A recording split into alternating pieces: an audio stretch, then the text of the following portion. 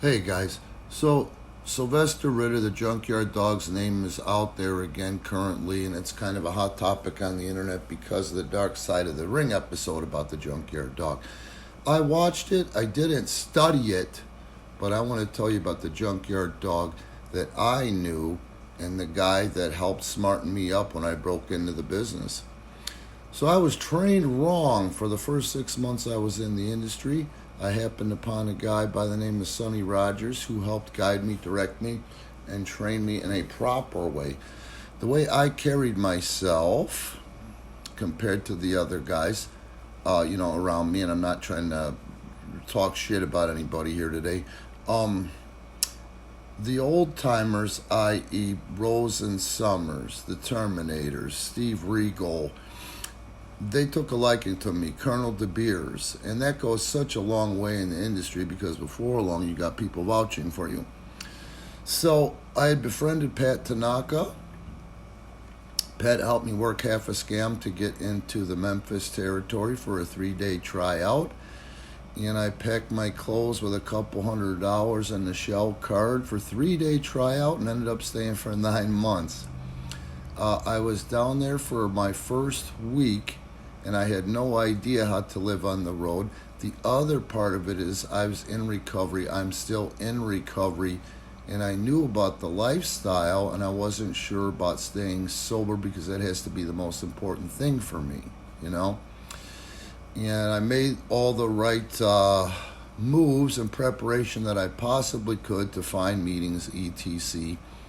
And I also had tapes in my car, and I'm just going to go ahead and say it. And if someone wants to break my balls about anonymity, it's my anonymity to break. I had the 12 and 12 on cassette tape, which is one of the readings in the program that I'm in. And I was there maybe 5 days, maybe a week. I don't remember. I'm not good with that stuff. And Junkyard Dog was on the roster at the time, Memphis always had a hard time once Vince scooped everybody up finding a believable black wrestler that the Memphis market would buy. The Memphis market, you must understand, had seen everything in pro wrestling. So if you had a top guy that was a black guy that had any holes in him, those Memphis fans would not only see him, they would call him out. They would buy tickets not to see him, but to goof on him, which did not make for a great television for the other 7 markets that we were in. So, Junkyard Dog was in, and he was in that position, but it never really took off.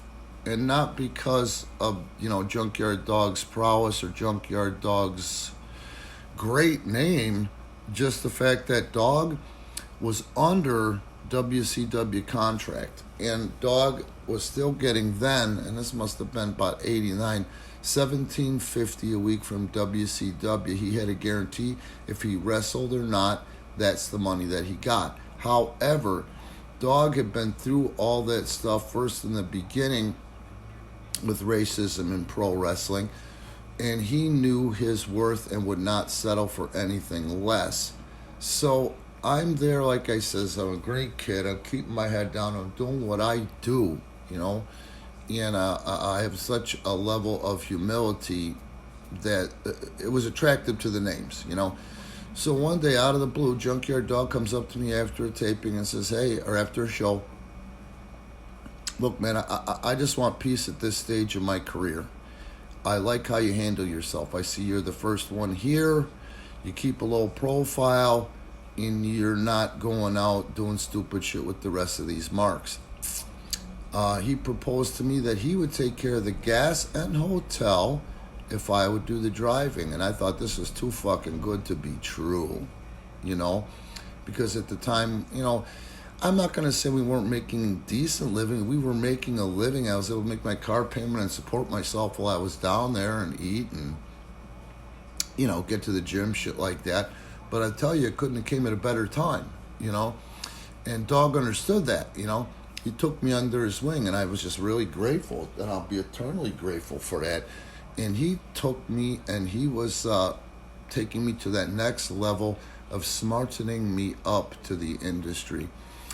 I get so mad when I hear these idiots at AEW talk about how they don't have to listen to the old timers, and you know that. You guys always hear me go off about it. If you guys would just open your minds and have one pubic hair of humility, you'd be so much better off and so much better of a worker. So that being said, Dog didn't teach me how to wrestle in the ring. He didn't teach me no high spots. We did fuck with charisma because this guy was like one of the most charismatic enigmas legitimately in the history of the industry. I bet if you went and looked at, there was just a room or two rooms stacked with tickets, that were sold from people that came to see a wrestler. Dog probably sold more tickets overall than Stone Cold Steve Austin, The Rock, or Hogan. He was so over where he was. He had this outstanding presence about him.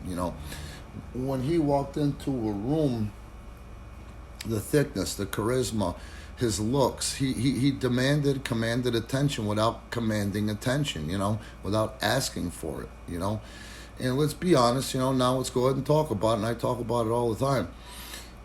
I can't stand these internet wrestling fans or the part of the internet wrestling community that just laugh because a wrestler or wrestlers, and particularly Tammy Sitch, have the affliction of addiction. Look it up. It's a disease, I know from my end. I know from getting sober at 16 with pancreatitis, bleeding ulcers, being 6 foot tall and 128 pounds, to what I've achieved over the last 42 years in my sobriety.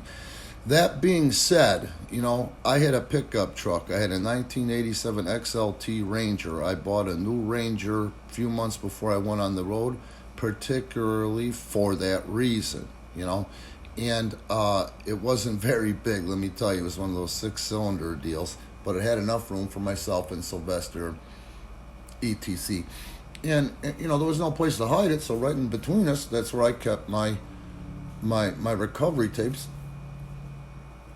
And it wasn't long before Dog fucking saw those tapes and knew what the fuck I was talking about, And I didn't hit him up. I didn't bust his balls, and ask him about treatment. I didn't witness to him and F with him about, addiction and whatever, But what was cool about it is he was taken back, and that's what was cool.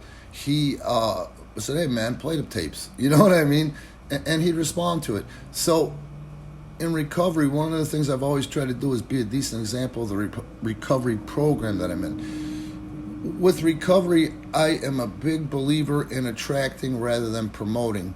Don't tell people, show people, be cool. And I wasn't like trying to do anything or like save the dog. Don't get me wrong with shit like that. But I was doing what I do, and the one thing that stuck out, and he told me from the heart, was the fucking peace that I had around me, which was hilarious because I didn't know I had peace. But I guess looking back, especially in that setting, man, yes, I was very peaceful compared to the rest of the roster, and that was just a way about me and a byproduct of being sober and being spiritually fit, So I thought that was really fucking cool, and I felt useful in the scenario. Now, Dog helped me with things like this, and it wasn't long before I heard him dropping M-bombs in the locker room. And I'm not going to say who, what, when, or where, or any of that shit. And I wasn't quite sure how to handle that, I got sober at 16, like I told you, and I was lucky enough to be in an adult facility called Chicago Lakeshore Hospital in the city here over by the Montrose Harbor. At the time, it was 70% black, and I acclimated, you know what I mean? And I learned a lot about the cultural differences, this and that, But I knew how to handle myself. But it drove me nuts because I bonded with a lot of those people because we were in there depending on each other to try to stay sober and to change. And I was depending on Dog at the time because he was the first one to start to give me direction insofar as the politics went. So I finally just said to him, "How do you handle that shit?" And he's like, "What are you talking about?" And I said, "Nigga this, nigga that, And Dog said, man, they're just ignorant, And that's when he smarted me up to how the business was, It wasn't just there, it was the business in general at the time. And the one in particular comment that I heard as a young guy, being a fly on the wall, not saying shit about shit, was someone said, yeah, them ninjas, you got to have them because they draw the black fan, but you can't put a belt on them, And it evolved into that, and Dog just told me, that's been the history of the thing, and it's sad, people are ignorant. But then he told me about how he kind of learned to control his narrative, and he was passing that on to other young black wrestlers. And one in particular off the top of my head was Brickhouse Brown. Brick's name came up, and I hadn't met Brick yet. Brick was somewhere else when I was in that territory. But he said, you'll see here, I don't do the job, I'll put people over, but now I put people over my way. And he told me that, all the young black wrestlers had better start standing up, otherwise things weren't going to change. And I thought that was really cool because at the time, I'm not going to say Dog was at a bottom at all, but he wasn't on top, and I think he respected me for just coming straight out about that shit instead of pretending I didn't hear shit about shit, and helped him see that I give a fuck about things like that. You know what I mean? So, Dog's here, and I don't remember if he did have a beer or so when we were together a couple, 3 weeks. It didn't stick out. Dog didn't get drunk or nothing. And let me tell you, we didn't have separate rooms at the time. Even with the dog, we shared a room. So you're talking about spending 24 hours a day, 7 days a week on the road every day with somebody, and that's a thing that, I also learned with Dog was how to get along with other people. I'm a very good roommate, you know what I mean? And you learn to do that, and it's really come in handy, in that life on the road, even in Puerto Rico, man, you learn to live with people, and you got to find that way to be accommodating, the give and take, to have peace and to be happy, But of course, to me, I'd be lying to you if I didn't say even after like 3 weeks, I look over and go, man, I'm riding with the motherfucking Junkyard Dog, I was exposed to the dog because, at first, through the magazines. The second thing was, Bill Watts had syndicated his UWF television. He had at least 2 hours of television up here. I think 2 60-minute programs on the weekends on the UPN affiliate in Chicago. And I was like, holy shit, look at this motherfucker. Very believable. And like I told you, the promos were unbelievable. The guy was just an undeniable wrestler. And that was before he went to work for Vince, Even with Vince never pushed him. I don't know why. We don't know why. Anybody that says anything different, like they said in the Dark Side of the Ring, is just speculation. Because we don't know shit about shit. The only ones that know that is Dog and Vince. I will say this, that shortly after the Dog came, I know 2 guys, God bless their souls, that also passed young, like Junkyard Dog, that were afflicted with the disease, that Vince told them at the time that the sky was the limit, that he loved them, and if they could ever get sober, to give him a call, that he would guarantee them a job, and sadly these guys couldn't. So I'm going to go ahead and say that maybe that was taken into consideration at the time, and let's talk about that for a second. Look at Dog's upbringing. He came from less than nothing. And to achieve that kind of stardom, and I mean, we're talking about rock star status, in certain parts of the country. It's got to be very hard for somebody that came from those kind of beginnings. And we're talking about, this Dog didn't have running water in the house. They didn't have a toilet in the house. You understand? So, Dog always talked about his daughter. Always talked about his daughter, He didn't talk about guilt about his daughter. He didn't say, I feel like shit because of whatever with his daughter. He accepted the fact that we were on the road and that's how things were. But he always talked about his daughter fondly.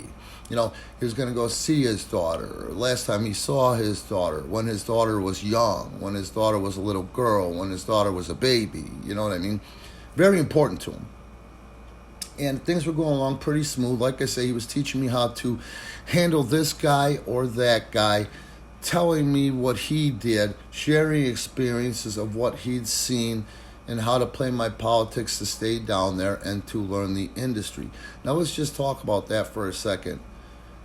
And it's actually viable proof or irrefutable proof of the addict alcoholic. You know, they're not bad people, they're sick people. We are sick people, and I'm a sick person trying to get better. And for today, I'm spiritually fit, and I'm getting better. I'm better.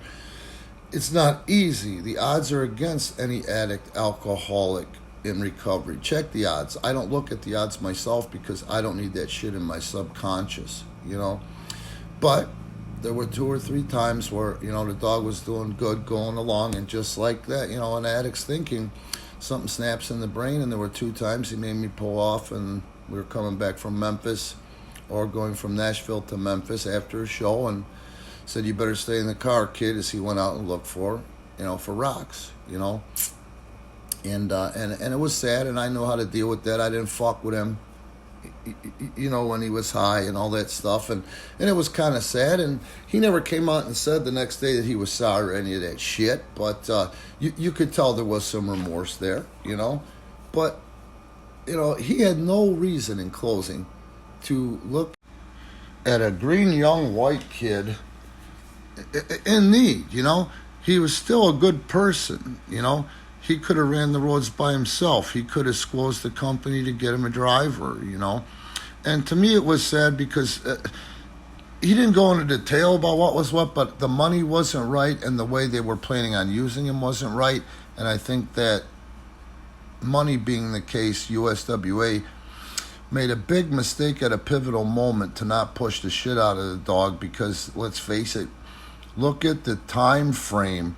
You know, it was the last of the territories. It was the last of the full-time crew, so in desperate need for a top black wrestler, and there was no better believable top black wrestler than the Junkyard Dog at the time. And I'm not just talking about his name, you know, resting on his laurels out there.